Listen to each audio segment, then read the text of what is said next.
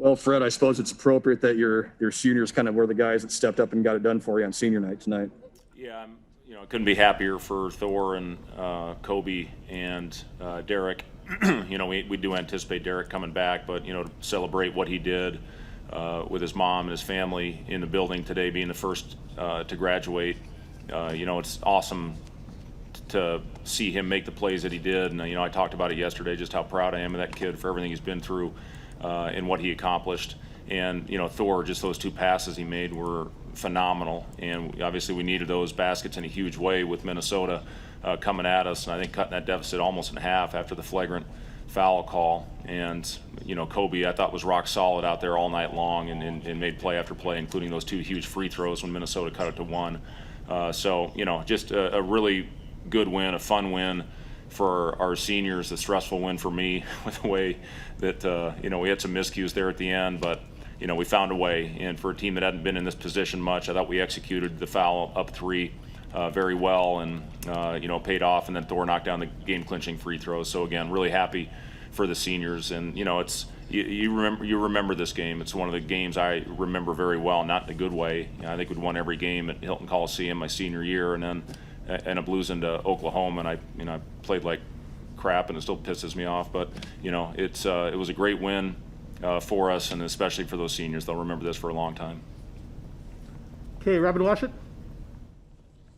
I know it wasn't the prettiest game with the turnovers and the almost losing a 13-point lead, but what does it say about this team to just find a way, when they really don't have much of anything to play for, to show that type of resolve and have guys like Kobe, Thor, Derek step up the way they did, with the season being what it is, to get that kind of effort and energy? What does that say about these guys? Yeah, and for the guys to continue to come into work, that's what the behind the scenes stuff that people don't see.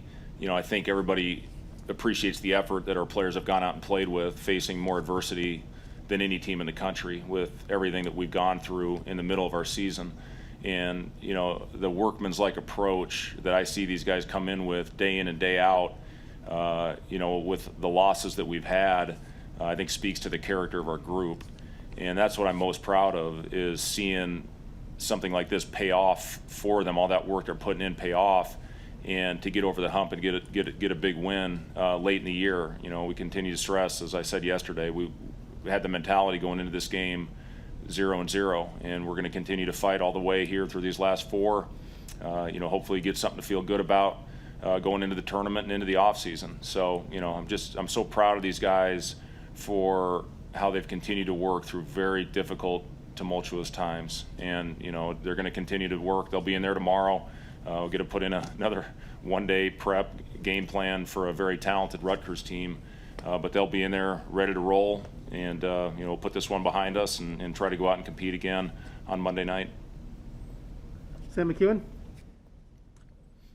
Hey, Fred, you got Banton going a little bit. That's the best game he's had in several weeks. It seemed like you guys had him off the ball a little bit, that he wasn't necessarily bringing it up. What did you like about his game tonight, and how did you guys get him going? Yeah, Delano's pace, even though the other night against Illinois, I thought his pace and his purpose was much better. And, we had a good meeting, a good talk, getting back to that. And, he got to the point where he was so exhausted in the second half because everything he was doing out there on the floor, we had to get him out for a short little stretch. But he just, we ran a little isolation play for him, a little post up, where I think he had an and one at Minnesota, cut that almost to a one-possession game, and that was a huge play.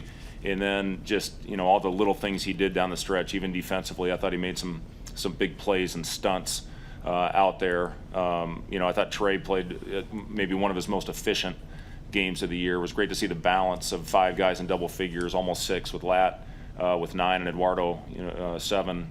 With 7. So, we just went out there and played the right way tonight and had 19 assists. Too many turnovers, no doubt about it, but I think only 6 in the second half, so we did a better job.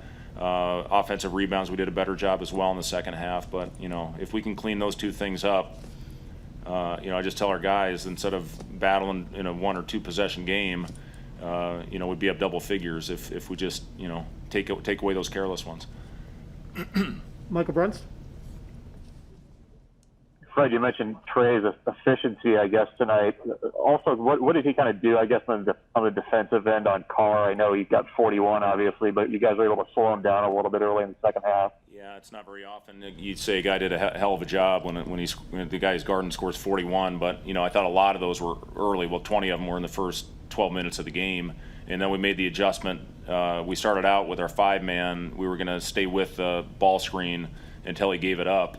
And then they slip screen or go screen with pretty much 2 through 4 when they set on Carr, and we just made the decision we were going to stay with him with our smalls as well. And I thought it paid off. We were going to try to make other guys make plays. He made some big ones down the stretch, a couple threes, got to the free throw line, but I really thought Trey battled him, and I thought the attentiveness of our guys to make that adjustment and go out there just to slow him down enough to get the win was a huge part of it. The kid's an unbelievable player. I mean, absolutely phenomenal player that scores at all 3 levels. So, he had it going, and we made the adjustment, and our guys executed. Sam McEwen? And he still had 41. I think it was 8 days ago that you had this talk with Thor. What did you guys talk about? Because the confidence with which he's playing on offense is very different than just 2 or 3 weeks ago. What did you tell him, and how did that unlock some of the plays that he made in this game? Well, a big thing we went back and watched his shot from last year, and just to see the arc that he was putting, he had a lot more lift on his shot. He was really getting flat with it this year. So we went back and watched those clips, and continue to tell him, hunt your shot. I still feel really good when you shoot it, because he continued to shoot the ball well in practice. So it was a lot of that, and then he spoke a lot of Icelandic stuff that I couldn't understand. He might have been swearing at me, I don't know. Okay, we'll go 2 more. We'll go Michael Brunst. About 10 minutes for Teddy tonight. Was that wrist bothering him, or what was the decision with him? Yeah, I thought that other group that was out there was really giving us great minutes and playing with great rhythm. Wasn't anything more than that.